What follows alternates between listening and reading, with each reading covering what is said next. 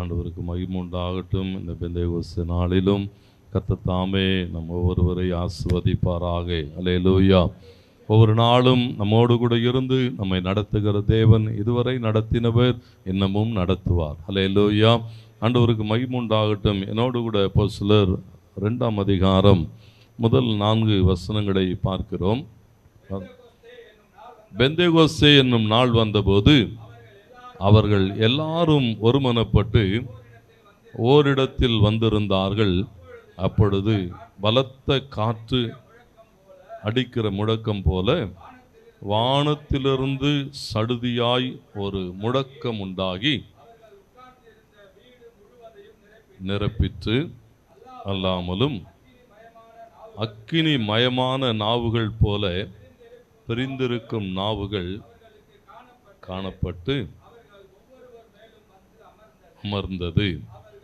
அவர்கள் எல்லாரும் பரிசுத்த ஆவியினாலே நிரப்பப்பட்டு ஆவியானவர் தங்களுக்கு தந்தருளின வரத்தின்படியே வெவ்வேறு பாஷைகளிலே பேசத் தொடங்கினார்கள். ஆண்டவருக்கு மகிமை உண்டாகட்டும். இன்றைக்கும் உலகம் முழுவதும் இந்த பெந்தேகோஸ்தே நாள் கொண்டாடப்படுகிறதை நாம் பார்க்கிறோம். ஆண்டவர் மகிமைப்படுவாராக. அந்த பெந்தேகோஸ்தே நாள் வந்தபோது தேவனுடைய வார்த்தையின்படியாய் கிறிஸ்து இயேசுனுடைய வாக்குத்தத்தங்கள் நிறைவேறுகிறதை நாம் பார்க்க முடியும். பெந்தேகோஸ்தே நாள் வந்தபோது அவர்கள் எல்லாரும் ஒருமனப்பட்டு ஓரிடத்திலே கூடி வந்தார்கள். வந்திருந்த எல்லார் மேலும் தெய்வீக அந்த அபிஷேகம் கடந்து வருகிறது. தேவன் அவரவர்களுக்கு தந்த வரங்களின்படியே அவரவர்கள் என்ன செய்தார்களா அங்கே காரியமாற்றினார்கள் என்று எழுதப்பட்டிருக்கிறது. எப்பொழுதெல்லாம் பரிசுத்த ஆவியானவர் கடந்து வருகிறாரோ அப்பொழுதெல்லாம் அவரோடு கூட அவர் அருளுகிற அந்த நன்மைகளும் கடந்து வருகிறதை பார்க்கிறோம். இந்த பெந்தேகோஸ்தே நாள் இன்றைக்கு கொண்டாடப்படுகிறது என்று சொன்னால் ஆண்டவருக்கு மகிமை உண்டாகட்டும். தேவன் இஸ்ரவேல் ஜனங்களுக்கு பண்டிகைகளை கொடுத்த போது லேவியராகமம் 23:2 சொல்லுகிறது, அவர் தம்முடைய ஜனங்களுக்கு பண்டிகைகளை ஒன்றன் பின் ஒன்றாக பண்டிகைகளை கொடுத்த போது இங்கே சொல்லப்பட்டு இருக்கிற வண்ணமாக ஆண்டவர் என்ன செய்தாராம்? 16வது வசனம்,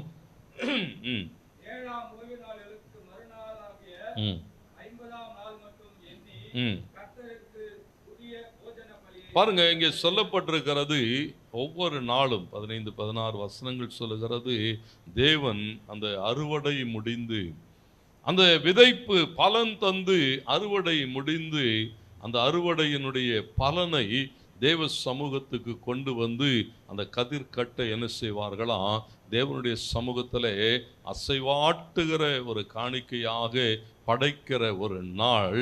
அந்த அந்த அந்த ஆராதனை எப்போ நடக்குன்னு சொன்னா சொல்லுகிறார், அந்த வாரங்களின் பண்டிகை முடிந்து அந்த 49 நாட்கள் முடிந்து 50வது நாளிலே அந்த நன்றி செலுத்துகிற ஒரு ஆராதனையாய் இந்த பெந்தேகோஸ்தே ஆராதனை இன்றைக்கு அந்த பெந்தேகோஸ்தே நாள் என்பது 50வது நாள். 50வது நாளில் அவர்கள் என்ன செய்தார்களாம்? தேவன் தங்களுக்கு தந்தருளின எல்லா நன்மைகளுக்காக நன்றி சொல்லும்படியாக அவர்கள் கடந்து வந்தார்கள் என்று எழுதப்பட்டிருக்கிறது. அந்த பண்டிகையினுடைய நோக்கமே அதுதான். உபாகமம் 16:10 சொல்லுகிறது, வாரங்களின் பண்டிகை என்று எழுதப்பட்டிருக்கிறது. ஒவ்வொரு வாரங்களாக நீங்கள் 7 வாரங்களை நடத்தி அதற்கடுத்து வருகிற அந்த நாளிலே அடுத்து என்ன செய்தார்களா?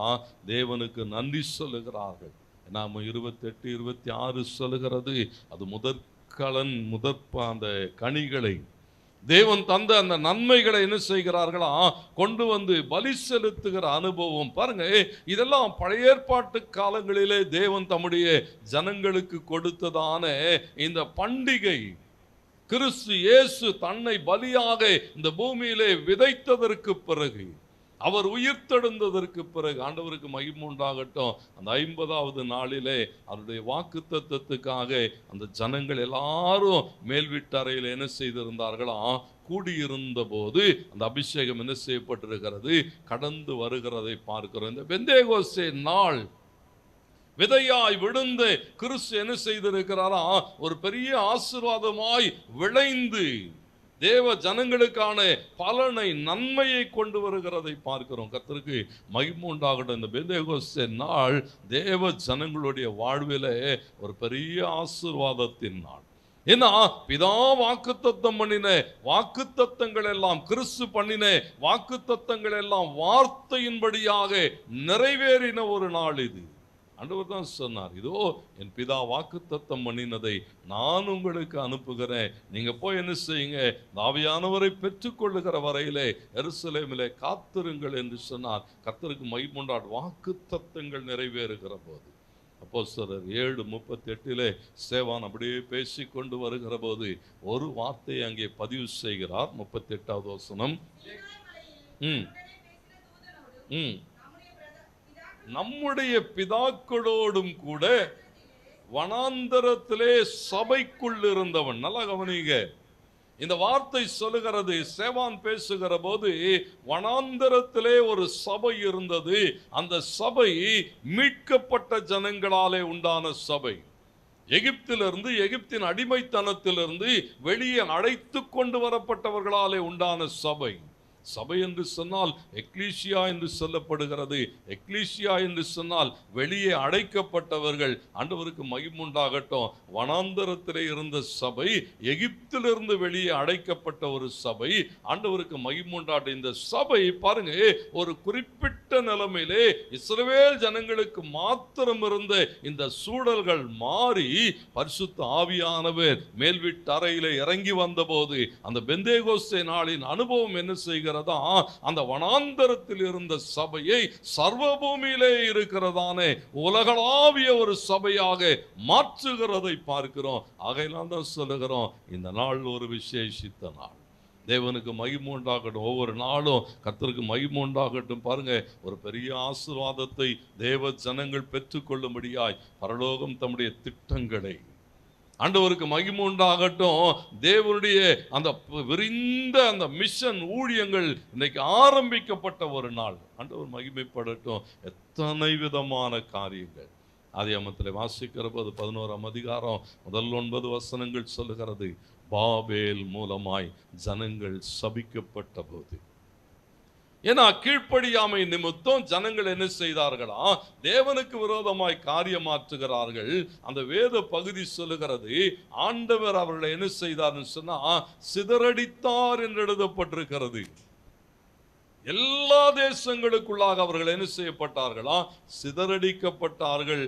பாஷைகள் பிரிக்கப்பட்டது, எல்லாரும் விலகி போகிறார்கள், உறவுகள் அற்று போகிறது. ஆண்டவருக்கு மகிமுண்டாகட்டும். பாபேலின் சாபம் முடித்து வைக்கப்பட்ட நாள் பெந்தேகோஸ்தே நாள். அல்லேலூயா. ஆண்டவருக்கு மகிமுண்டாட்ட. அப்போஸ்தலர் 2:5 அப்படித்தான் சொல்லுகிறது, வானத்தின் கீழ் இருக்கிற சகல தேசத்தாரிலுமிருந்து வந்து தேவ பக்தியுள்ள யூதர்கள் என்ன செய்தார்களா, எருசலேமிலே வாசம் பண்ணினார்கள். 6வது வசனம். பாருங்க, திரளான ஜனங்கள் கூடி வந்து தங்கள் தங்கள் பாஷையிலே அவர்கள் பேசுகிறதை பாருங்க. இங்க ஆச்சரியம் என்ன சொன்னா, ஆவியானவர் இறங்கி வருகிறார், ஆவியானவர் வரங்களை ஊற்றுகிறார், ஜனங்கள் ஆவியானவர் தருகிற அந்த வார்த்தையின்படியே பேசுகிறார்கள். சம்பவிக்கிறது என்னன்னு சொன்னா, அன்றைக்கு பாஷைகள் சிதறடிக்கப்பட்ட நிலைமையிலே ஒருவர் பேசுவது ஒருவருக்கு விளங்கி கொள்ளாமல் சிதறுண்டு போனார்கள். ஆனா இங்கே சொல்லப்பட்டிருக்கிறது, ஆவியானவர் ஊற்றப்படுகிற போது பேசப்பட்ட எல்லா வார்த்தைகளையும் வந்திருந்த ஒவ்வொருவரும் உணர்ந்து கொண்டார்கள். சேர்க்கப்பட்டு இருக்கிறார்கள். சகல ஜனங்களும் என்ன செய்திருக்கிறார்களா, எருசலேமிலே வாசம் பண்ணுகிறார்கள். தேவனுடைய பாருங்க அந்த வார்த்தை, தேவ ராஜ்யத்தினுடைய சத்தியம் அன்றைக்கு பேசப்படுகிறது. எல்லாரும் என்ன செய்கிறார்களா, அதை கேட்கிறார்கள், உணர்ந்து கொள்ளுகிறார்கள், புரிந்து கொள்ளுகிறார்கள், ஒரு ஐக்கியம் உண்டாகிறது. ஆகையினால் தான் சொல்லப்பட்டிருக்கிறது, ஒரு கிறிஸ்மஸை போல, ஆண்டவருக்கு மகிமை உண்டாகும் ஒரு ஈஸ்டரை போல பெந்தேகோஸ்தே நாள் என்ன செய்யப்பட வேண்டியதான், கொண்டாடப்பட வேண்டிய ஒரு நாள். ஏன்னா ஆவியானுடைய பலத்த செய்கைகள் வெளிப்பட்டிருக்கிறது. கர்த்தருக்கு மகிமை உண்டாகட்டும். வேதம் முழுவதும் ஆவியானவரை குறித்தும் ஆவியானுடைய காரியங்களை குறித்தும் வேதம் பேசுகிறவைகளை உணர்ந்து கொள்ளுகிற போது, ஆண்டவராகிய இயேசு கிறிஸ்து சொல்லுகிற போது யோவான் 14:16 வாசிக்கிறோம். வாசிங்கள். யோவான் 14:16. நான் பிதாவை வேண்டிக் கொள்ளுவேன், அப்பொழுது என்றென்றைக்கும் உங்களுடனே கூட இருக்கும்படி சத்திய ஆவியாகிய வேறொரு தேற்றரவாளனை அவர் உங்களுக்கு தந்தருடுவார். உலகம் அந்த சத்திய ஆவியானவரை என்ன செய்யலாம், காணாமலும் அறியாமலும் இருக்கிறபடியினால் அவரை பெற்றுக்கொள்ள மாட்டாது. பாருங்க, அவர் உங்களுடனே வாசம் பண்ணி உங்களுக்குள்ளே இருப்பதால் நீங்கள் அவரை அறிவீர்கள். நான் உங்களை திக்கற்றவர்களாக விடேன். நல்லா கவனிங்க, ஆண்டவருடைய வார்த்தை சொல்லுகிறது. அவர் சொல்லுகிறார், ஒரு வேறொரு தேற்றரவாளனை அனுப்புவேன்.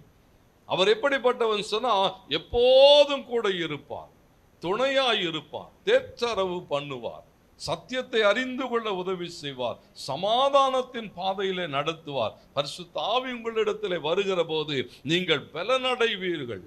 சபையாய்ப்படி கூடி வருகிற போது வரங்களினாலும் கர்த்தர் என்ன செய்வாரா, வல்லமையினாலும் ஜனங்களை நிரப்புகிறதை பார்க்கிறோம். தேவனுக்கு மகிமை உண்டாகட்டும். ஆண்டவர் சொல்லுகிற போது சொல்லுகிறார், வேறொரு தேற்றரவாளன். ஆண்டவருக்கு மகிமை எப்போதும் கூட இருப்பார். அவர் என்ன செய்வாரா, நம்மளை பாருங்க, இயேசுசாமி சொன்னா, நான் உங்களை திக்கற்றவர்களாக விடேன். ஏன் பரிசுத்த ஆவியானவர் இன்றைக்கு கொடுக்கப்பட்டிருக்கிறார்னு சொன்னா, ஒவ்வொரு தனிப்பட்ட மனிதனோடு கூட அவர் வாசம் பண்ண விரும்புகிறார். ஒவ்வொருவருக்கும் உதவி செய்ய விரும்புகிறார். துணையாளராய் தேற்றரவாளராக கூட இருந்து சத்தியத்திலே நடத்த விரும்புகிறார்.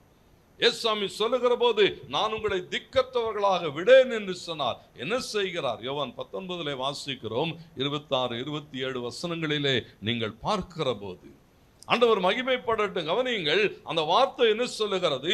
சிலுவையிலே பாடுகளூடாக கிறிஸ்து கடந்து போய் கொண்டிருக்கிறார். வலிகள் தான். கர்த்தருக்கு மகிமை உண்டாகட்டும். ஆணிகளாலே கடாவப்பட்ட நிலைமையில ரத்தம் வடிய வடிய என்ன செய்கிறாரா, சிலுவையிலே தொங்கிக் கொண்டு இருக்கிற கிறிஸ்து.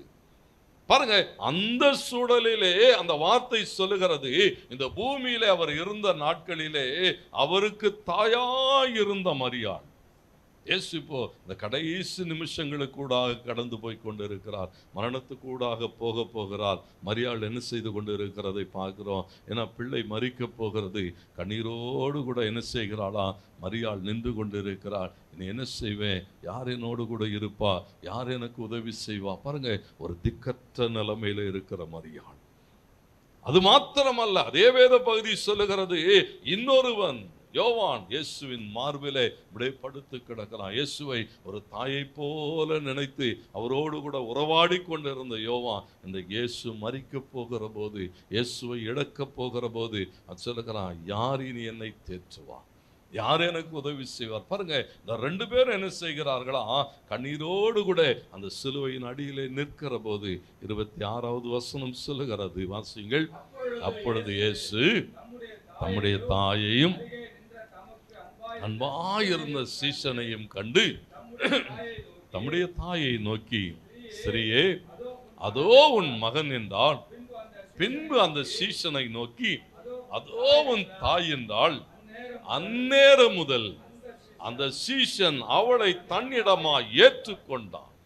பாருங்க, நல்லா கவனிங்க, ஒரு பிள்ளையை இழந்தவளுக்கு தேவன் என்ன செய்கிறதை பார்க்கிறோம். ஒரு பிள்ளையை கொண்டு வந்து நிறுத்துகிறார். தாயை இழந்தவனுக்கு ஒரு தாயை கொண்டு வந்து நிறுத்துகிறார். திக்கற்றவர்களாக ஒருபோதும் தேவன் நம்மை விடுகிறது இல்லை. எந்த சூழலிலே என்ன தேவைகளோடு கூட இருந்தாலும் கர்த்தருக்கு மகிமை உண்டாகட்டும். தேவைகளை சந்திக்கிறவர் பரிசுத்த ஆவியானவரை அவர் நம்மோடு கூட அனுப்புகிற போது அப்படித்தான் அனுப்புகிறார். அவர் தேற்றரவாளனாய் இருப்பார். உங்கள் தேவைகளிலே உதவி செய்கிறவராக இருப்பார். உங்களை வழி நடத்துகிறவராக இருப்பார். கர்த்தருக்கு மகிமை உண்டாட்டு. பாருங்க, ஓமைகளாய் சொல்லப்பட்டதான ஆவியானவர். எத்தனையோ ஓமைகள் என்ன செய்யப்பட்டிருக்கிறது, ஆவியானவரை குறித்து பேசுகிற போது அநேக காரியங்கள் பேசப்பட்டிருக்கிறது. 7 காரியங்களை மாத்திரம் இந்த காலை வேளையில நான் உங்களோடு கூட பேசட்டும். பாருங்க, இங்கே சொல்லப்பட்ட முதல் காரியம், ஆவியானவர் ஒரு பெரும் காற்றுக்கு ஒப்பாக பேசப்பட்டிருக்கிறார். ஒரு பெரும் காற்று வருகிறது போல என்ன செய்யப்பட்டதா, அந்த மேல் வீட்டு அறையிலே ஆவியானவர் கடந்து வருகிறார். தேவனுக்கு மகிமை உண்டாகட்டும். பாருங்க, ஒரு பலத்த காற்று தனக்கு எதிரே நிற்கிற எவைகளையும் வாரி சுருட்டி கொண்டு போகிறது போல, விரோதமாய் நிற்கிற சகலவற்றையும் முறியடித்து கொண்டு போகிறது போல, அத்தனை பலம் பொருந்திய காற்று. தேவனுக்கு மகிமை உண்டாகட்டும். பாருங்க, அந்த காற்று விசைதான் என்ன செய்கிறதா, பலாயிரம் டன், அப்போ அந்த வெயிட்டெல்லாம் ஏற்றிக்கிட்டு ஒரு விமானம் என்ன செய்கிறதா, மேலே அப்படியே லகுவாய் பறக்கிறதுன்னு சொன்னால் அதுக்கு தேவையான அந்த காற்று உந்து விசைகள். தேவனுக்கு மகிமை உண்டாகட்டும். அதை தருகிற போது அது என்ன செய்கிறதா, உயரே எழும்புகிறது. ஆண்டவருக்கு மகிமையாக. பாருங்க, ஒரு பலத்த காற்று வீசுகிற போது அது பெரிய பெரிய வாகனங்களை கூட என்ன செய்கிறதா, அப்படியே தடுத்து நிறுத்துகிறதை பார்க்கிறோம். பலம் பொருந்திய காற்று தான். ஆனால் அதே 2:7 சொல்லுகிறது, தேவன் தம்முடைய ஜீவ சுவாசத்தை ஒரு மனுஷனுக்குள்ளாக ஊதின போது. ஆண்டவருக்கு மகிமை உண்டாகட்டும். பாருங்க, அந்த மூச்சு காற்று, ஒரு மெல்லிய மூச்சு காற்று தான். தேவனுக்கு மகிமை உண்டாடு. அதுதான் ஒரு மனிதனை என்ன செய்கிறதா, பலனடைய வைக்கிறது, செயல்பட வைக்கிறது, மகிழ்ந்திருக்க செய்கிறது, எல்லாவற்றையும் கடந்து போக அது உதவி செய்கிறது. ஆண்டவருக்கு மகிமை உண்டாகட்டும். அந்த மூச்சு காற்று நின்று போகுமானால் சகலமும் நின்று போகிறது போல கிறிஸ்துவ வாழ்க்கையும் அப்படித்தான். ஆவியானவர் இல்லை என்று சொன்னால் சகலமும் முடங்கி போகும். நடத்துகிற ஆவியானவர் ஒவ்வொரு நாளும் நம்முடைய வாழ்வில் அவர் நமக்கு தேவைன்னு சொன்னா, அவர் நம்முடைய மூச்சு காற்றாய் நமக்குள்ளாய் இருக்கிறவர், நம்மை நடத்துகிறவர். எசேக்கியேல் 37:9-10 வசனங்கள் சொல்லுகிறது. ஆண்டவருக்கு மகிமை உண்டாகட்டும். அவர் அவனை பார்த்து சொல்லுகிறார், நீ ஆவியை நோக்கி தீர்க்க தரிசனம் உரை. மனுபுத்திரனே, நீ தீர்க்க தரிசனம் உரைத்து என்ன செய்ய, ஆவியை நோக்கி ஆண்டவர் இதை சொல்லுகிறார் என்று சொல். காற்றினுடைய 4 திசையிலிருந்து ஆவியை என்ன செய்ய, வந்து இவைகள் உயிரடையும்படி, எவைகள் கொலையுண்ட இவைகள் உயிரடையும்படி இவைகள் மேலே ஊது என்று சொல் என்று சொன்னார். வார்த்தை சொல்லுகிறது. கர்த்தருக்கு மகிமை உண்டாகட்டும். உலர்ந்த எலும்புகள் நிறைந்த பள்ளத்தாக்கிலே கடந்து போகிற போது, எல்லாம் மரித்து போன நிலைமையிலே, உலர்ந்து போன நிலைமையிலே, ஒன்றுமில்லாமல் இருக்கிற போது சொல்லுகிறார், எனக்கு கற்பித்தபடியே நான் என்ன செய்தேன், தீர்க்க தரிசனம் உரைத்தேன். அப்பொழுது ஆவி அவர்களுக்குள் பிரவேசித்தது. அவர்கள் என்ன செய்தார்களாம், உயிரடைந்து காலூன்றி மகா பெரிய சேனையாய் நின்றார்கள். பாருங்க, ஒரு காற்று வீசப்படுகிறது. தேவனுக்கு மகிமை உண்டாட்டம். ஆவியானவர் அப்படியே ஒரு காற்றை போல அசைவாடுகிற போது இங்கே சொல்லப்பட்டிருக்கிறது, உயிரற்ற உலர்ந்து போன ஒவ்வொன்றும் உயிர்ப்பிக்கப்படுகிறது.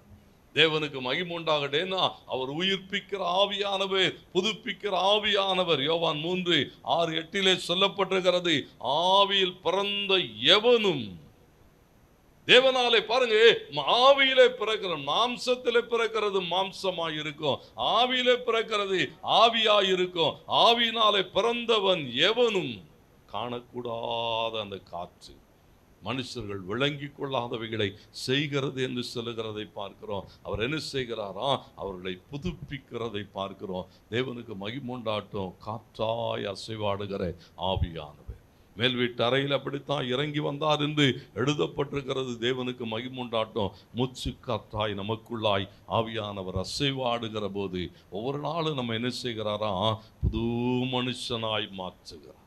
அது மாத்திரமல்ல, பரிசுத்த ஆவியானவர் எதற்கு ஒப்பனையாய் சொல்லப்பட்டிருக்கிறது சொன்னா, தண்ணீருக்கு ஒப்பனையாய் சொல்லப்பட்டிருக்கிறது. யோவான் 7:37, 38, 39 வசனங்கள் சொல்லுகிறது. ஆண்டவர் பேசுகிற போது சொன்னார், ஒருவன் தாகமாயிருந்தா என்னிடத்திலே வர கடவன், வந்து என்ன செய்யணுமா, பானம் பண்ண கடவன். வாசிங்க அடுத்த வசனம் 38. வேத வாக்கியம் சொல்லுகிறபடி என்னிடத்தில் விசுவாசமாயிருக்கிறவன் எவனோ அவன் உள்ளத்திலிருந்து ஜீவ தண்ணீர் உள்ள நதிகள் ஓடும் என்றார்.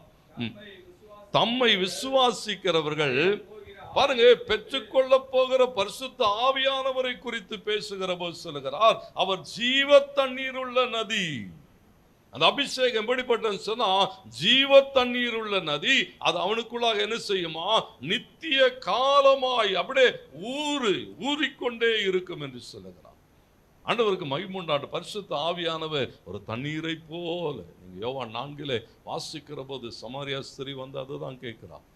தண்ணீர் தாகத்தோடு கூட கடந்து போகிற போது அது சொல்லுகிறார் 14வது வசனம், நான் கொடுக்கும் தண்ணீரை குடிக்கிறவனுக்கோ ஒரு காலும் தாகம் உண்டாகாது. நான் அவனுக்கு கொடுக்கும் தண்ணீர் அவனுக்குள்ளே நித்திய ஜீவ காலமாய் ஊறுகிற நீரூற்றாய் இருக்கும். அந்த வார்த்தை சொன்ன மாத்திரத்தில் சொல்லுகிற, ஆண்டவரே இந்த தண்ணி எனக்கு கொடுங்கப்பா, நான் தாகத்துக்கு மீண்டும் மீண்டும் மீண்டும் வந்து இங்கே மொண்டு கொள்ள வராமல் இருக்கும்படி எனக்கு இந்த தண்ணீர் தேவை என்று சொல்லுகிறார். தேவனுக்கு மகிமை உண்டாகட்டும். நல்ல கவனிங்க, அந்த ஆவியானவர் தண்ணீருக்கு ஒப்பனையாய் சொல்லப்பட்டிருக்கிற போது அது அவனுக்குள்ளாக ஊறிக்கொண்டே இருக்கும். அது அவனுடைய தாகத்தை தீர்க்கிறதா இருக்கும், அவன் தேவைகளை சந்திக்கிறதாக இருக்கும். அந்த தண்ணீர் தான் என்ன செய்கிறதா, ஒரு மனிதனை வாழ்ந்திருக்க செய்கிறது. வேதம் சொல்லுகிறது, மழை மரங்களை வளர்க்கும் என்று எழுதப்பட்டிருக்கிறது. சங்கீதம் 1:3 சொல்லுகிற போது, நீர்க்கால்களின் ஓரமாய் நடப்பட்டு தன் காலத்தில் தன் கனியை தந்து இலையுதிராதிருக்கிற மரத்தை போல இருப்பான். எப்ப தெரியுமா, அந்த ஆவியானவர் கடந்து வருகிற போது, தண்ணீராய் அவர் கடந்து வருகிற போது அவர் வளர்த்தெடுக்கிறதை பார்க்கிறோம். எபேசியர் 5:26 சொல்லுகிறது, தண்ணீர் முழுக்கினாலே சுத்திகரிக்கிற ஆவியானவர் அப்படியே கழுவி எடுப்பாராம். கர்த்தருக்கு மகிமை உண்டாகட்டும். ஒரு மனுஷனுக்குள்ளாக இறங்கி வருகிற போது இந்த ஆவியானுடைய அபிஷேகம் அவனை நிரப்புகிற போது அப்படியே அவனை கழுவி எடுக்கும். தேவனுக்கு மகிமை உண்டாகட்டும். ஆவியானவே தண்ணீருக்கு ஒப்பனையாய் சொல்லப்பட்டிருக்கிறார். அது மாத்திரமல்ல, அக்கினி மயமான நாவுகள் போல. ஆண்டவருக்கு மகிமை உண்டாகட்டும். அபிஷேகம் வருகிற போது பெந்தேகோஸ்தே நாள்ல எப்படி இறங்கி வந்தாராம், அக்கினி மயமான நாவுகள், அக்கினி கோப்பாய் பேசப்பட்டிருக்கிறார். மல்கியா 3:2-3 வசனங்கள் சொல்லுகிறது. அந்த அக்கினி எப்படிப்பட்டது சொன்னா, புடமிடப்படுகிறவனுடைய அக்கினியை போல. ஆவியானவர் வருகிற போது ஒரு மனுஷனுக்குள்ளாக அவனை சுத்திகரிக்கிறார். தண்ணீரிலே தண்ணீரிலே கழுவப்படுகிறவைகள், அக்கினியினாலே கழுவப்படுகிறவைகள், சுத்திகரிக்கிற ஆவியானவர். தேவனுக்கு மகிமை உண்டாகட்டும். என்னோடு கூட மத்தேயு 3:11 வாசியுங்கள். பாருங்க, ஆண்டவர் பேசுகிற போது அந்த வார்த்தை சொல்லுகிறது, மனம் திரும்புதலுக்கென்று. பாருங்க, இங்கே சொல்லப்பட்டிருக்கிறது. யோவான் ஸ்நானகன் சொல்லுகிற போது சொல்லுகிறான், நான் மனம் திரும்புதலுக்கென்று ஜலத்தினாலே உங்களுக்கு ஞானஸ்நானம் கொடுக்கிறேன், எனக்கு பின் ஒருவர் வருகிறார். பாருங்க, அது சொல்லுகிற போது எனக்கு பின் ஒருவர் வருகிறார். அவர் என்ன செய்வார்னு சொன்னா, பரிசுத்த ஆவியினாலும் அக்கினியினாலும் உங்களை மூழ்கி எடுப்பார். உங்களுக்கு பரிசுத்த ஆவியினாலும் அக்கினியினாலும் ஞானஸ்நானம் கொடுப்பார். தேவனுக்கு மகிமை உண்டாகட்டும். பாருங்க, அந்த அக்கினி அபிஷேகம் நமக்குள்ளாய் கடந்து வருகிற போது, யோவான் பாருங்க, யோவானுக்குள்ளாக ஆவியானவர் இருந்தபோது, தாயின் கர்ப்பத்திலே இருக்கிற போதே அபிஷேகத்தினால நிரப்பப்பட்டவனாய் இருந்தான். யோவான் 5:35 சொல்லுகிறது. ஆண்டவர் அவனை பார்த்து என்ன தெரியுமா சொன்னாரு, எரிந்து பிரகாசிக்கிற விளக்காய் இருந்தான். ஏன்னா அவனுக்குள்ள இருந்த அக்கினி எப்படி இருக்கிறதா, ஒரு வெளிச்சம் காட்டுகிற அக்கினி. தேவனுக்கு முன்னாலே நடக்கிறான், தேவனுடைய ராஜ்யத்தை குறித்து பேசுகிறான், தேவ ஜனங்களை தேவனுக்கு நேராய் வழி நடத்துகிறவனாக அவனுக்குள்ளாக இருந்த அக்கினி வெளிப்படுகிறது. ஆவியானவர் வரும்போது அப்படித்தான். பவுல் சொல்லும்போது என்னோடு கூட 1 கொரிந்தியர் 2ஆம் அதிகாரம் 9-10 வசனங்கள். 1 கொரிந்தியர் 2ஆம் அதிகாரம் 9-10 பாருங்க, எழுதி இருக்கிறபடி தேவன் தம்மில் அன்பு கூறுகிறவர்களுக்கு ஆயத்தம் பண்ணினவைகளை கண் காணவும் இல்லை, மனுஷனுடைய இருதயத்தில் தோன்றவும் இல்லை, நமக்கோ. பாருங்க, தேவன் என்ன செய்கிறாரா, எல்லாவற்றையும் தம்முடைய ஆவியினாலே வெளிப்படுத்தி தருகிறார். ஆண்டவருக்கு மகிமை உண்டாகட்டும். இருளிலே இருக்கிறதை எப்படி ஒரு வெளிச்சம் வெளிப்படுத்தி தருமோ அது போல ஆவியானவர் என்ன செய்கிறாரா, நாம் அறியாது இருக்கிறவைகளை, ரகசியங்களை கர்த்தருக்கு மகிமை உண்டாகட்டும் வெளிப்படுத்தி தருகிற ஒரு அக்கினியாக நம்மோடு கூட இடைப்படுகிறதை பார்க்கிறோம். அது மாத்திரமல்ல, வேதம் சொல்லுகிறது ஆவியானவர் எண்ணெய்க்கு ஒப்பாக பேசப்பட்டிருக்கிறார். ஆண்டவருக்கு மகிமை அநேக இடங்களில் சொல்லப்பட்டிருக்கிறது. அந்த எண்ணெய் என்ன செய்யும் சொன்ன யாத்திராம் 29:7 சொல்லுகிறது, ஒரு மனிதனை தேவனுக்கு நேராக, தேவனுடைய பரிசுத்தவானாக, தேவனுக்கு ஆராதனை செய்கிறவனாய், தேவ ஜனங்களுக்காய் பரிந்து பேசுகிறவனாய், தேவனுடைய ஊழியத்திலே நிற்கிறவனாய் அபிஷேகம் பண்ணுகிறதை பார்க்கிறோம்.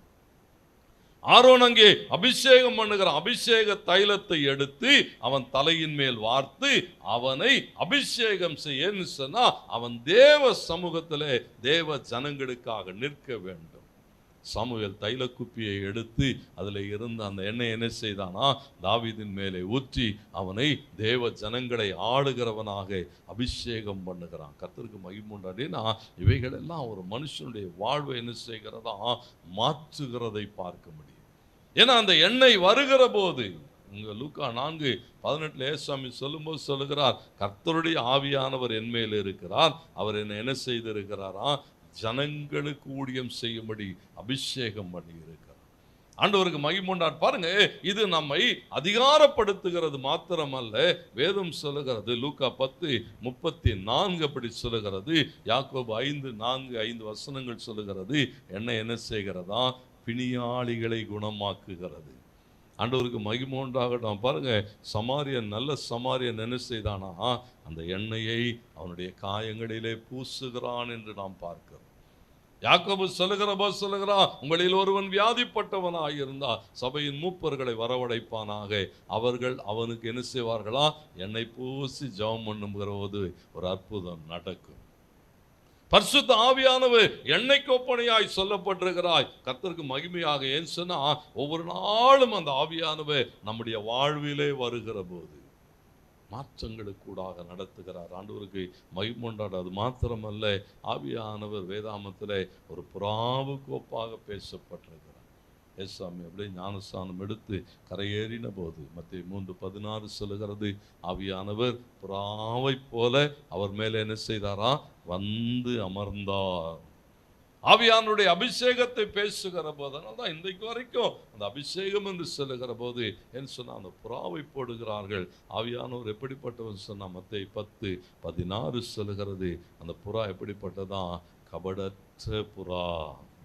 ஆண்டவருக்கு மகிமை உண்டாட்ட கபடற்ற புறா. தேவனுக்கு மகிமையாக.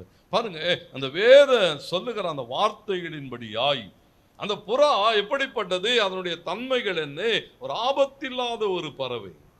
ஒன்றும் பெரிய சத்தம்லாம் போடாது. தேவனுக்கு மகிமை. ஆனா அந்த மெல்லிய சத்தம், யோவான் 16:13 வாசியுங்கள். யோவான் 16:13 சொல்லுகிறது, அந்த மெல்லிய சத்தம் என்ன தெரியுமா செய்யுமா, சத்திய ஆவியாகி அவர் வரும்போது சகல சத்தியத்துக்குள்ளும் உங்களை நடத்துவார்.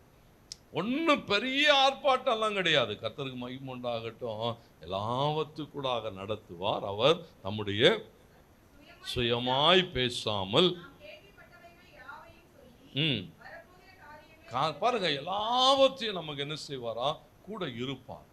அமர்ந்த மெல்லிய சத்தம், ஒரு புறாவை போல பேசுகிறவர். தேவனுக்கு மகிமை உண்டாட்டும். ஆவியானவரை சரியாய் நீங்கள் உணர்ந்து கொள்ளுகிற போது, அந்த அபிஷேகத்தின் நிறைவுக்குள்ளாக கடந்து போகிற போது அவர் பேசுவார், சொல்லுவார், காரியங்களை வெளிப்படுத்துவார். எபிரேயர் 3:7 சொல்லுகிறது, ஆகையால் பரிசுத்த ஆவியானவர் சொல்லுகிறபடியே இன்று அவருடைய சத்தத்தை கேட்பீர்களானால். பாருங்க, தினம் நம்ம கூட பேசுவார், தினம் நம்மோடு கூட இருக்கிறார், ஒவ்வொரு நாளும் பேசுகிறார். அவர் பேசுகிறதா நம்மால என்ன செய்ய முடியல, அநேக நேரங்களில் அறிந்து கொள்ள முடியல. உள்ளாக இருக்கிறவர், உள்ளாக இருந்து பேசுகிறவர், நித்தமும் காரியங்களை வெளிப்படுத்துகிறவர். சொல்லுகிறார், இன்று அவருடைய சத்தத்தை கேட்பீர்களானால். வனாந்தரத்திலே கோபமுட்டின நாளிலே நடந்தது போல நடவாமல் ஆவியானவர் சபைகளுக்கு சொல்லுகிறதை காதுள்ளவன் கேட்க கடவுள். பேசுவார். கர்த்தருக்கு மகிமை உண்டாடு. ஒவ்வொரு நாளும் நம்மோடு கூட உறவாடுவார். அவருடைய வார்த்தையின்படி நடக்கிற போது ஒரு பெரிய ஆசீர்வாதத்துக்குள்ளாக நம்மை நடத்துவார். அது மாத்திரமல்ல, பரிசுத்த ஆவியானவர் எப்படிப்பட்டவர்னு சொன்னா ஒரு முத்திரை, ஒரு சீல். எப்படி ஒரு சீல் வைக்கப்படுகிறதோ, அதிகாரப்படுத்தப்படுகிறதோ, அப்படித்தான் ஆவியானவர் எப்படி சொல்லப்பட்டிருக்கிறாரா வேதம் சொல்லுகிறது. எபேசியர் 4:30 வாசிக்கிறோம். வாசிங்கள். எபேசியருக்கு எழுதின நிருபம் 4ஆம் அதிகாரம் 30வது வசனம். அன்றியும் பாருங்க, நீங்கள் மீட்கப்படும் நாளுக்கென்று முத்திரையாய் பெற்ற தேவனுடைய பரிசுத்த ஆவியை பாருங்க சொல்றாரு, மீட்கப்படும் நாளுக்கென்று ஒரு முத்திரை, சீல் வச்சிருக்கிறாரா. என்ன சீல்னு சொன்னா பரவாயில்ல, இது என்ன செய்யலாம், உள்ள அனுப்பலாம். ஏன்னா அங்கீகாரம் பண்ணப்பட்டு என்ன செய்யப்பட்டிருக்கிறதா. வெளிப்படுத்தல் 7:3 அப்படி சொல்லுகிறது. பாருங்க, ஒரு அழிவை உண்டாக்குகிற தூதனை நோக்கி பேசுகிறப்ப அதை சொல்லுகிறான். நாம் நமது தேவனுடைய ஊழியக்காரரின் நெற்றிகளில் முத்திரை போட்டு தீரும் அளவும் மரங்களையும் சேதப்படுத்தாதிருங்கள் என்று. பாருங்க, இங்க ஒரு முத்திரை போடப்படுகிறது. என்ன முத்திரை சொன்னா, மீட்பின் நாள் வருகிற போது ஆண்டவருக்கு மகிமை உண்டாகட்டும். இந்த பூமி நியாய தீர்ப்புக்கு நேராக வைக்கப்பட்டிருக்கிறது. ஒரு நாள் வரும், தேவன் என்ன செய்வாரா, இந்த பூமியை நியாயம் தீர்க்கிற போது, ஜனங்களை நியாயம் தீர்க்கிற போது ஆண்டவருக்கு மகிமை உண்டாகட்டும். அந்த நித்திய ஆக்கினைக்குள்ளாக ஜனங்கள் அனுப்பப்படுகிற போது வெள்ளை சிங்காசனத்தில் உட்கார்ந்து கொண்டு அவர் நியாயாதிபதியாய் ஆளுகை செய்கிற போது சொல்வார், சீல் வைக்கப்பட்டவர்களெல்லாம் என்ன சொல்வாரா, பரவாயில்ல, நீங்க எல்லாம் என்ன செய்யுங்க, உள்ளே போங்க. ஏன் சொன்ன ஆவியானவர் என்ன செய்யப்பட்டிருக்கிறார், உங்கள் மேலே முத்திரையாய். மீட்பின் நாளின் முத்திரை. அபிஷேகம் என்பது ஒரு மீட்பின் நாளுக்கானதான ஒரு முத்திரை. அவர் உள்ளே வருகிற போது என்ன செய்கிறாரா, தம்முடைய ஜனங்களை அதிகாரப்படுத்துகிறார். 2 கொரிந்தியர் வாசிக்கிறோம். 2 கொரிந்தியர் 1ஆம் அதிகாரம் 21-22.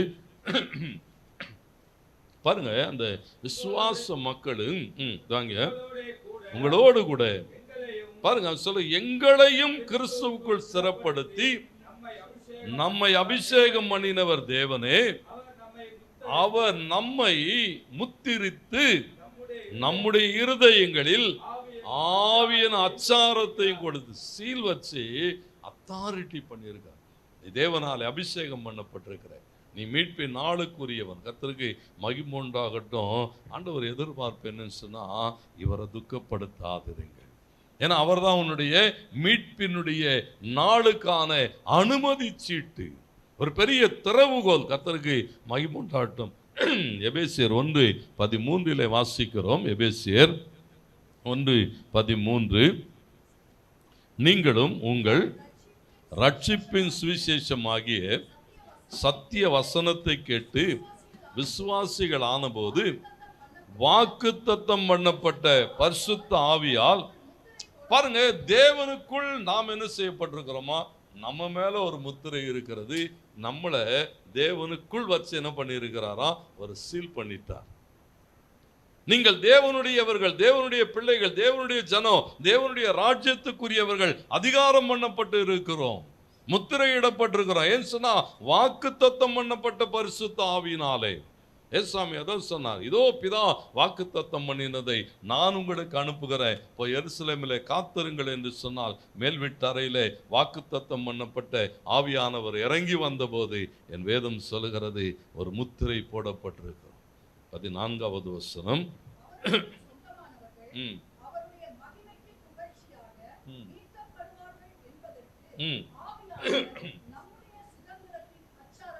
பாருங்களேன், மீட்பின் நாள் அவர் சொல்றாரு, அவருக்கு சொந்தமானவர்கள் அவருக்கு, பாருங்க, அவருடைய மகிமைக்கு புகழ்ச்சியாக என்ன செய்வார்களா, மீட்கப்படுவார்கள். தேவன் நம்மளை மீட்டு கொண்டு வருவார். ஏன்னா ஒரு முத்திரை, ஒரு அடையாளம் போடப்பட்டிருக்கிறது. அப்போ ஒவ்வொரு நாளும் நமக்கு என்ன தேவைன்னு சொன்னா, இந்த அடையாளம் என் மேலும் போடப்பட வேண்டும். இன்னைக்கு ஆவியானவர் என்ன செய்யணும்னு சொன்னா, ஒரு பெரிய தாகத்தோடு கூட பெற்றுக்கொள்ள வேண்டும். இன்னைக்கு அநேகருக்கு பாருங்க, அதை குறிச்செல்லாம் என்ன இல்லை, ஒரு பெரிய என்ன அபிஷேகம் பண்ணப்பட்டிருக்கிறது, என்ன அந்நிய பாஷையில் பேசுகிறாங்க, அந்நிய பாஷையை குறித்து பேசுகிறவர்கள், வியாக்கியானம் பண்ணுகிறவர்கள், விரோதமாய் பேசுகிறவர்கள், அநேக ஆட்கள் இன்றைக்கு என்ன செய்கிறார்கள்? இருக்கட்டும், கர்த்தருக்கு மகிமை உண்டாகட்டும், அவர்கள் பேசுகிறவர்கள் பேசட்டும், தேவன் நல்லவர். அல்லேலூயா. ஆண்டவருக்கு மகிமை உண்டாகட்டும். பரிசுத்த ஆவியானவர் நம்மை தேவனுக்குள் முத்திரையிட்டிருக்கிறார், ஒரு மீட்பின் திட்டத்தில் வைக்கப்பட்டிருக்கிறார். அவர்தான் என்ன செய்கிறாரா? நம்மை தேவனுடைய வருகைக்கு ஆயத்தப்படுத்துகிறார். ஒவ்வொரு நாளும் கூட இருந்து என்ன செய்கிறாரா? சகல சத்தியத்துக்குள்ளாக வழி நடத்தி நம்மை ஆயத்தப்படுத்தி நம்மை முத்திரித்து நம்மை தகுதிப்படுத்தி, கர்த்தருக்கு மகிமை உண்டாகட்டும், அவர் வரும் நாளிலே அவரோடு கூட கடந்து போக அவர் நமக்கு உதவி செய்கிறவராயிருக்கிறார். அப்போ தேவ ஆவியானவருடைய அந்த அவசியத்தை உணர்ந்து கொள்ள வேண்டும், சபை உணர்ந்து கொள்ள வேண்டும். அது மாத்திரமல்ல, ஆவியானவர் எப்படிப்பட்டவர் சொன்னா, ஒரு போதகருக்கு ஒப்பனையாய் சொல்லப்படுறது. அவர் தான் என்ன செய்வாராம்? போதித்து நடத்துவார், சொல்லிக் கொடுப்பார். நம்ம வாசம் 1 கொரிந்தியர் 2:10 அவர் தான் என்ன செய்வாராம்? சகல ஆழங்களையும் பாருங்க, அகல ஆழ நீளம் என்று சொல்லி தேவனுடைய திட்டங்களை எல்லாம் அறிந்திருக்கிறவர். அவருக்கு தான் தெரியும் சத்தியத்தை என்ன செய்யணும், எப்படி, எது வார்த்தை, எது சத்தியம் என்பதை உணர்ந்து பகுத்து ஆராய்ந்து போதிக்கணும். கர்த்தருக்கு மகிமை. இவர் என்ன செய்வாரா? போதிப்பார். எப்படி போதிப்பார்? யோவான் 16:13-14 சொல்லுகிறது, சுயமாய் பேசாமல். ஆட்கள்லாம் பார்த்தீங்கன்னா பிரசங்கம் பண்ண சொன்னால், ஏதாவது சொல்ல சொன்னால் வாய்க்கு வந்தது எதையாவது என்ன செய்ய வேண்டியது? பேச வேண்டியது. எதையாவது என்ன செய்ய வேண்டியது? அவங்களுக்கு பிடிச்சது பேச வேண்டியது. ஏதாவது ஒன்றத்தை என்ன செய்ய வேண்டியது? வசனம் என்ன சொல்லுதுன்னா, அவர் என்ன செய்ய மாட்டாரா? சுயமாய் பேசாமல் தாம் கேள்விப்பட்டவைகள் யாவையும் சொல்லி வரப்போகிற காரியங்களை உங்களுக்கு என்ன செய்வாரா? பாருங்களேன், அவர் சொல்லுகிறாரு, சுயமாய் பேசாம கிறிஸ்து பேசினவைகளை, கிறிஸ்து அறிவித்ததானே அந்த பொக்கிஷங்களிலிருந்து மேன்மையானவைகளை எடுத்து என்ன செய்வாரா? தம்முடைய பிள்ளைகளுக்கு தருவார். ஒவ்வொரு நாளும் கிறிஸ்துவினுடைய வார்த்தைகளினாலே தேவன் என்ன பேசினார்? 14வது வசனம் பாருங்க, அவர் சொல்லுகிறார், ஏசாமி சொல்றாரு, அவர் என்னுடையதில் எடுத்து உங்களுக்கு அறிவிப்பதினார். எங்க இருந்து எடுத்து பேசுவாரா? இயேசு இப்படி சொல்லி இருக்கிறார், கிறிஸ்துவின் வார்த்தை இப்படி சொல்லுகிறது, மகிமையின் தேவகுமாரன் இப்படி சொல்லி இருக்கிறார், மனுஷகுமாரன் இதை பேசி இருக்கு. ஏன்னா சுயமாய் ஒன்றையும் அவர் பேசுகிறது இல்லை. ஆண்டவருக்கு மகிமை உண்டாகட்டும். அந்த போதனையை கேட்டு நடத்தணும், ஆவியானவர் நடத்துகிறபடி. ஏன்னா சபைக்கு இன்றைக்கு ஆவியானவர் தேவை, அவர் தான் நம்மளை நடத்தணும். 1 கொரிந்தியர் 2:11 நீங்க வாசிக்கிற போது, பரிசுத்த ஆவியானவர் போதிக்கிற வார்த்தைகளை கொண்டு சொல்றான், அவர் சொல்லித்தராரு, நாங்க என்ன செய்கிறோம்? தேவனுடைய ராஜ்யத்துக்குரியவைகளை போதிக்கிறேன். அவரை போல ஒரு நல்ல போதகரை நீங்கள் பார்க்க முடியாது. போதித்து நடத்துவார், சொல்லி தருவார், காரியங்களை நடப்பிப்பார், கூடவே இருப்பார், சகல சத்தியத்துக்குள்ளும் நம்மை நடத்தி கொண்டு போவார். ஆண்டவருக்கு மகிமுன்னாடுபடி ஆவியானவரை நீங்கள் சொல்லிக்கொண்டே போகலாம். ஆவியானவர் ஒரு மனுஷனிடத்தில் வருகிற போது அவன் வாழ்க்கை முழுவதும் மாற்றப்படுகிறது. ஆண்டவருக்கு மகிமையாக பாருங்க, அவருக்கு முன்னால் எப்படி என்பது அல்ல. நீங்க அப்போஸ்தலனாகிய பேதுருவை பார்க்கிற போது யோவான் 18:17 சொல்லுகிறது, அபிஷேகத்துக்கு முந்திய பேதுரு எப்படி இருக்கிறான்னு சொன்னா, வாசியுங்கள் 17வது பேதுருவை நோக்கி, நீயும் அந்த மனுஷனுடைய சீஷரில் ஒருவன் அல்லவா என்றால் அவன் நான் அல்ல என்றான். என்ன சொன்னானா பாருங்களேன், தன்னைத்தான் மறுதளித்த பேதுரு சொன்னா, அது நான் இல்லை, நீ யாரோ ஆள் மாதிரி வந்து என்ன செய்யற, அவன் தான். ஆனா என்ன செய்கிறான்? பயம். பாருங்க, பயம் அவனை பிடித்து கொள்ளுகிறது. தேவனோடு கூட இருந்து தேவனுக்கு சாட்சியா இருக்க வேண்டியவன் என்ன சொல்லுகிறான்? நான் அவன் அல்ல என்று சொல்லுகிறான். தொடர்ந்து அங்க 25வது வசனத்திலிருந்து நீங்க வாசிப்பீங்கன்னா, கேட்கிற ஒவ்வொரு ஆள்கிட்டையும் அதை தான் சொல்றான், நான் அவன் அல்ல, எனக்கு இயேசு யாருன்னு தெரியாது, இயேசுக்கு எனக்கும் சம்பந்தம் இல்லை, இயேசுவோடு கூட எனக்கு என்ன இல்லை, உறவு கிடையாது, அவர் யாரோ நான் யாரோ. தேவனுக்கு மகிமுண்டாகட்டும். அதே பேதுரு தான் அபிஷேகத்தினாலே நிரப்பப்பட்டதற்கு பிறகு, அப்போஸ்தலர் 2ஆம் அதிகாரத்தை வாசித்து பாருங்க, அபிஷேகத்தினாலே அவன் நிரப்பப்பட்டதற்கு பிறகு எழுந்து நின்று யோவேல் சொல்லுகிறார், யோவேலுடைய தரிசனங்களை என்ன செய்கிறானா? மேற்கோள் காட்டுகிறான். அபிஷேகத்தை பேசுகிறான், ஆவியானவரை பேசுகிறான், கிறிஸ்துவனுடைய மேசியா தன்மையை பேசுகிறான், வரப்போகிறவரை பேசுகிறான், ரட்சிப்பை பேசுகிறான். நீங்கள் தான் அவரை கொலை செய்தீர்கள், நான் அதற்கு சாட்சி என்று சொல்லுகிறான். இந்த தைரியம் எங்கிருந்து வந்தது? பரிசுத்த ஆவியானவர் உங்களிடத்திலே வருகிற போது, இந்த அபிஷேகம் வருகிற போது எழும்பி நின்று பேசுகிறான், அதிகாரத்தோடு கூட பேசுகிறான். அந்த அதிகாரம் அவன் மூலமாய் வெளிப்படுகிற போது வேதம் சொல்லுகிறது, அன்றைய தினம் 3000 பேர் ரட்சிக்கப்பட்டான். அல்லேலூயா. ஏன்னா அந்த அபிஷேகம் ஒரு மனுஷனுடைய வாழ்வை அப்படியே மாற்றி போடுகிறது. நீங்க பவுலுடைய வாழ்க்கையை நீங்கள் பாருங்கள். தமஸ்கு வீதியிலே அவன் கிறிஸ்துவை சந்திக்கிற வரைக்கும் சபையை பாழ்படுத்துகிறவனாக இருந்தான், சபை மக்களை சிதறடிக்கிறவனாக இருந்தான். தேவனுக்கு மகிமை உண்டாட்டம். தமஸ்கு வீதியிலே கிறிஸ்து அவனை சந்தித்ததற்கு பிறகு, அவன் மேலே பரிசுத்த ஆவியானவர் ஊற்றப்பட்டதற்கு பிறகு, அந்த அபிஷேகத்தினாலே நிரப்பப்பட்டவனாக எந்த மனுஷன் சபையை பாழாக்கி கொண்டிருந்தானோ அந்த மனுஷன்தான் தேசங்களை தாண்டி தேசங்களுக்குள்ளாய் சபைகளை கட்டி எழுப்பினான். எந்த மனுஷன் தேவ ஜனங்களை சிதறடித்து கொண்டிருந்தானோ அந்த மனுஷன்தான் ஜனங்களெல்லாம் என்ன செய்தானா?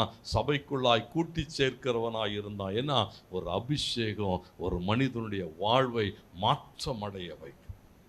பரிசுத்த ஆவியானவர் வந்துட்டார், அவர் என்ன செய்வாரா?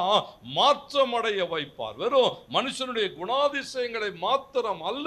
என்னோடு கூட 1 பேதுரு 3ஆம் அதிகாரம் 18வது வசனத்தை வாசியுங்கள். 1 பேதுரு 3ஆம் அதிகாரம் 18வது வசனம் பாருங்க. அங்கே சொல்லப்பட்டிருக்கிறது, இயேசு என்ன செய்யப்பட்டார்னு சொன்னா, கிறிஸ்துவும் நம்மை தேவனிடத்தில் சேர்க்கும்படி அநீதி உள்ளவர்களுக்கு பதிலாய் நீதி உள்ளவராய் பாவங்களின் நிமித்தம் ஒரு தரம் பாடுபட்டார்.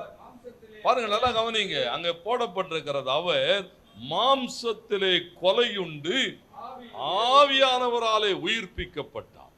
தேவனுக்கு மகிமை உண்டாட்ட. நல்லா கவனிங்க. ஏன்னா மனிதனுடைய வாழ்வை மாத்திரம், குணாதிசயங்களை, கேரக்டரை மாத்திரம் ஆவியானவர் மாற்றுகிறது இல்லை. தேவனுக்கு மகிமை உண்டாட்டம். ரோமர் 8:11 வாசிக்கிறோம். அந்தியும் இயேசுவை மரித்தோரிலிருந்து எழுப்பினவருடைய ஆவி உங்களில் வாசமாயிருந்தார். உனக்குள்ளே அந்த பரிசுத்த ஆவியானுடைய அபிஷேகம் இருக்குமானால், அந்த அபிஷேகம் பண்ணுகிற அந்த ஆவியானவர் யாருன்னு சொல்லுகிறார்? கிறிஸ்துவை மரணத்திலிருந்து எழுப்பினவர். கிறிஸ்துவை மரித்தோரிலிருந்து எழுப்பினவருடைய ஆவி உங்களில் வாசமாயிருந்தால், உங்களில் வாசமாயிருக்கிற தம்முடைய ஆவியினாலே சாவுக்கேதுவான உங்கள் சரீரங்களை உயிர்ப்பிப்பார். எத்தனை பேர் ஆமென்னு சொல்றீங்க?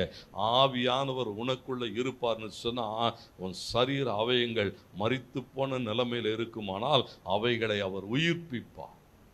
இல்ல அவ்வளவுதான், இனி ஒண்ணுமே இல்லை, செயல்படாது, செயல்பட முடியாது, வாழ்க்கைக்குண்டான காரியங்கள் எல்லாம் முடிவுக்கு வருகிறது என்று சொல்லுகிற போது ஆண்டவருக்கு மகிமை உண்டாட்டம். உள்ளே இருக்கிற அபிஷேகம் கெட்டு போன உன் கிட்னியை என்ன செய்யும்? சுகமாக்கும். செத்து போன மூளைச்சாவு என்று சொல்லுகிறவைகள் மறுபடியும் என்ன செய்யுமா? உயிரடையும். செத்து போன கர்ப்பங்கள் உயிரடையும். ஏன் சொன்னா ஆவியானவர் வருகிற போது எல்லாவற்றையும் உயிரடைய செய்வார். உலர்ந்த எலும்புகள் உயிரடையுமானால் தேவனுக்கு மகிமை உண்டாட்ட. உனக்குள் வாசம் பண்ணுகிற ஆவியானவே உன்னுடைய சரீரத்தை, சரீர அவயங்களை எல்லாம் சுகமாக்குவார். ஆண்டவருக்கு மகிமை உண்டாட்ட. ஒவ்வொரு நாளும் இங்கே சொல்லப்படு, சகலமும் புதுப்பிக்கப்படும். யோவேல் 2:25 வாசிக்கிற போது அங்கே சொல்லப்பட்டிருக்கிறது, வெட்டுக்கிளிகளும் பச்சை கிளிகளும் பச்சை புழுக்களும் பட்சித்த வருஷத்தின் விளைவை திரும்ப அழிப்பேன்னு சொன்னார். எப்போ தருவாராம்? ஆண்டவருக்கு மகிமை உண்டாட்டம். அடுத்தடுத்து யோவேல் பேசுகிறான், மாம்சமான யாவர் மேலும் அவர் தம்முடைய ஆவியை ஊற்றுவார். பெரியோர் மேலும் சிறியோர் மேலும் எல்லார் மேலும் அந்த அபிஷேகம் கடந்து வரும். இழந்து போன எல்லாம் திரும்பி ஆண்டவருக்கு மகிமை உண்டாகட்டும். பட்சித்தவைகள் எல்லாம் திரும்ப என்ன செய்யுமா? ஏன்னா ஆவியானவர் வருகிற போது அவர் என்ன செய்வாரா? ஆச்சரியமான ஆசீர்வாதம் எல்லாவற்றையும் தருவார். தேவனுக்கு மகிமை உண்டாட்டும். சகலவற்றையும் புதுப்பிப்பார். ஏன்னா அவர் எப்படிப்பட்டவன் சொன்னா, சகலவற்றையும் சிருஷ்டிக்கிற ஆவியானவர். பாருங்க, யோபு சொல்லுகிறான். யோபு 26:13 வாசிக்கிறோம். யோபு 26:13, தமது ஆவியினாலே வானத்தை அலங்கரித்தாராம். பாருங்க, யோபு அப்படியே வானத்தை அண்ணாந்து பார்த்து சொல்றான், வானத்திலே இருக்கிறவைகளை எல்லாம் அவர் தான் என்ன செய்தாரா? சிருஷ்டித்தான்னு சொல்லுகிறான். அவருடைய கரம் தான் என்ன செய்ததாம்? அந்த சூரிய சந்திர நட்சத்திரங்களை எல்லாம் உருவாக்கினது என்று சொல்லுகிறான். எல்லாவற்றையும் சொல்லிட்டு கூடவே ஒரு வார்த்தை சொல்லுகிறான், இதோ இவைகள் அவருடைய கிரியைகளில் ஆக சின்னதான். எது? சூரிய சந்திரன் அந்த நட்சத்திரம் இதெல்லாம் சொல்லிட்டு சொல்றான், அவர் படைச்சதுலயே இருக்கிறதுலயே ஆக சின்னது எதுவா? இதுதான் கடைசி. இது என்னது? இது ஒன்றும் இல்லை அப்படின்னு சொல்லுகிறான். ஏன்னு சொன்னா, அவர் மனுஷனை சிருஷ்டித்த நாளிலே தம்முடைய சாயலாக சிருஷ்டித்திருக்கிறார். அப்போ மனுக்குலத்தை சிருஷ்டித்தவர், கர்த்தருக்கு மகிமை உண்டாகட்டும். இந்த பூமியை சிருஷ்டித்தவர், வானாதி வானங்களை சிருஷ்டித்தவர். அவர் சொல்லுகிறான், அவருக்கு இதெல்லாம் சாதாரணமானது. அவர் சகலவற்றை என்ன செய்வாரா? புதிதாக்குவார் என்று சொல்லுகிறார். ஆவியானவர் வருகிற போது, அவரோடு கூட நீங்கள் இணைந்து கொள்ளுகிற போது, எஸ்ஐயா 43 19 20 வசனங்கள் சொல்லுகிறது, இதோ புதிய காரியத்தை செய்கிறேன், வனாந்திரத்திலே வழியையும் அவாந்திர வெளியிலே ஆறுகளையும் உண்டாக்குவேன் சொன்னா, என் ஜனத்தின் தாகத்திற்காக. தாகத்தோடு கூட இருக்கிறியா? ஆண்டவர் என்ன செய்வாரா? அந்த பரிசுத்த ஆவியானவராகிய அந்த நித்திய காலமாய் நமக்குள்ளே ஊறுகிற ஜீவ ஊற்றாகிய அவரை அனுப்புவான். தாகம் தீர்க்கிற ஆவியானவங்க சொல்லப்படும். என் ஜனத்தின் தாகத்துக்கு வனாந்தரத்திலே தண்ணீர்களையும் அவாந்திர வெளியிலே ஆறுகளையும் உண்டாக்குவேன். ஒவ்வொரு நாள் ஆண்டவருக்கு மகிமை உண்டாகட்டும். நல்லா யோசித்து கொள்ளுங்கள். நீங்க தேவ ஆவியானவராலே நடத்தப்படுகிற போது உங்கள் தேவைகள் சந்திக்கப்படுகிறது மாத்திரமல்ல, வேதம் சொல்லுகிறது ஒரு பெரிய பாதுகாப்பு. எஸ்ஐயா 59 19 சொல்லுகிறது, ஆவியானவர் கூட இருந்தா ஒரு பெரிய பாதுகாப்பு. சத்துரு எந்த சூழலிலே எப்படி வந்தாலும் வாசிங்கள், அப்பொழுது சூரியன் தொடங்கி கர்த்தரின் நாமத்துக்கும் தொடங்கி மகிமைக்கும் பயப்படுவார்கள். வெள்ளம் போல சத்துரு வரும்போது கர்த்தருடைய ஆவியானவர் அவனுக்கு விரோதமாய் கொடியேற்றுவார். வேதம் சொல்கிறது, சத்துரு வருகிற போது ஆவியானவர் என்ன செய்வாரா? வெள்ளம் போல அவனுக்கு விரோதமாய் கொடியேற்றுவார். ஆபத்து வரும்போது, அசாதாரணமான சூழல்களுக்கூடாக நீங்கள் கடந்து போகிற போது, சிம்சோன் அப்படிதான் கடந்து போகிறான். ஆண்டவருக்கு மகிமை உண்டாகட்டும். திடீர் என்று ஒரு பாலசிங்கம் என்ன செய்கிறதா? அவன் மேல் பாய்கிற போது, அந்த பாலசிங்கம் பாய்கிற வேகத்துக்கு வேகமாய், கர்த்தருக்கு மகிமை உண்டாகட்டும், பரிசுத்த ஆவியானவர் சடுதியிலே அவன் மேலே இறங்குகிறார். ஒரு புது பெலன் வருகிறது. அந்த சிங்கத்தை தன் கையில் ஒன்றும் இல்லாது இருந்தோம் ஒரு ஆட்டுக்குட்டியை போல கிழித்து போடுகிறான். சொன்னா, ஆபத்து காலங்களிலே அவரே துணையாய் கடந்து வருவார். சத்துரு வரும்போது, எதிரிகள் வருகிற போது, வியாதிகள் விபத்துகள் வருகிற போது, எல்லா நேரங்களில் அவர் என்ன செய்வாரா? துணையான். ஏசாமி அதான் சொல்லுகிறார், நான் ஆவியானவரை அனுப்புகிறேன், அவர் என்ன செய்வார்? எப்போதும் கூட இருப்பார், துணையாய் இருப்பார், தேற்றரவு பண்ணுவார், சமாதானம் தருவார், சந்தோஷம் தருவார், உன் வியாதியை உன்னிலிருந்து விலக்குவார். கர்த்தருக்கு மகிமை உண்டாகட்டும். நமக்காக யாவையும் செய்கிற ஆவியானவர். சபை அதை பெற்றுக்கொள்ள வேண்டும். சபையில் இருக்கிற ஒவ்வொரு ஜனங்களும் என்ன செய்ய வேண்டுமா? ஆவியானவரால் நிரப்பப்பட்டிருக்கணும். ஏன் சொன்னா, கிறிஸ்து வருகிற நாள் மிக சமீபமாக இருக்கிறது. நீ முத்திரை போடப்பட்டிருக்கிறாய். இன்னைக்கு சத்துரு பாருங்க, முத்திரை போட்டு கொண்டு இருக்கிறான். கர்த்தருக்கு மகிமை உண்டாகட்டும். 666 மிருகங்களின் அந்த மிருகத்தினுடைய லக்கத்தை கணக்கு பாருங்கள் சொல்லப்பட்டிருக்கிறது. 666 இன்றைக்கு என்ன செய்யப்பட்டிருக்கிறது? அநேக இடங்களில் கைகளில் நெற்றியில தான் அந்த சிப் பதிக்கப்படும் என்று சொல்லுகிற போது, உலகம் பல இடங்களிலே அதை பதித்து கொண்டு இருக்கிறது. ஏன்னு சொன்னால், இது இருந்தால் தான் இதெல்லாம் செய்ய முடியும். வேதம் அப்படித்தான் சொல்லுகிறது. அப்படிப்பட்ட ஒரு கடைசி காலங்களிலே வாழ்ந்து கொண்டு இருக்கிறோம். தேவ ஆவியானவராலே முத்திரை போடப்படுகிற போது எந்த சூழலையும் தாண்டி தேவன் என்ன செய்வாரா? நம்மை ஜெயிக்க வைப்பாரே. அவர் வரும் நாளில் அவர் என்ன செய்வாரா?